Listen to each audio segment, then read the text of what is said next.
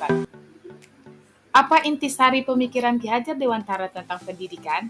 Ki Hajar Dewantara menjelaskan bahwa pendidikan dan pengajaran merupakan usaha persiapan dan persediaan untuk segala kepentingan hidup manusia, baik dalam hidup bermasyarakat maupun hidup berbudaya dalam arti yang seluas-luasnya. Menurut Ki Hajar Dewantara, pendidikan adalah tempat persemaian benih-benih kebudayaan dalam masyarakat. Ki Hajar Dewantara menjelaskan bahwa tujuan pendidikan yaitu menuntun segala kodrat yang ada pada anak-anak agar mereka dapat mencapai keselamatan dan kebahagiaan yang setinggi-tingginya baik sebagai manusia maupun sebagai anggota masyarakat. Oleh sebab itu, pendidik itu hanya dapat menuntun tumbuh atau hidupnya kekuatan kodrat yang ada pada anak-anak agar dapat memperbaiki lakunya, hidup dan tumbuhnya kekuatan kodrat anak. Dalam menuntun laku dan pertumbuhan kodrat anak, Ki Hajar Dewantara mengibaratkan peran pendidik seperti seorang petani atau tukang kebun. Peserta didik seperti biji tumbuhan yang disemai dan ditanam di lahan yang telah disediakan. Anak-anak itu bagaikan bulir-bulir jagung yang ditanam di lahan.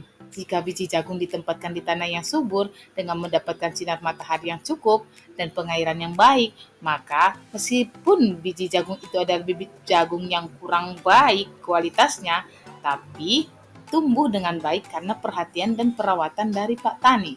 Sebaliknya, meskipun jagung disemai dengan bibit yang berkualitas, tapi jika tumbuh di lahan yang gersang dan tidak mendapatkan pengairan serta cahaya matahari ataupun perawatan dari tangan dinginnya Pak Petani, maka biji jagung itu tidak akan mungkin tumbuh dengan optimal. Jika dikorelasikan ke peran pendidik, maka bila pendidik menempatkan anak di tempat yang aman, nyaman, penuh cinta kasih, diberikan bimbingan arahan, motivasi, pemenuhan kebutuhan jasmani dan rohani, dan penuh pendidikan etika dan moral, meskipun si anak terlahir nakal, maka dia akan tumbuh dan berkembang menjadi pribadi yang berkarakter, berempati, penyayang, punya daya saing, mental baja, sikap tolong-menolong, dan memiliki moral dan etika yang baik.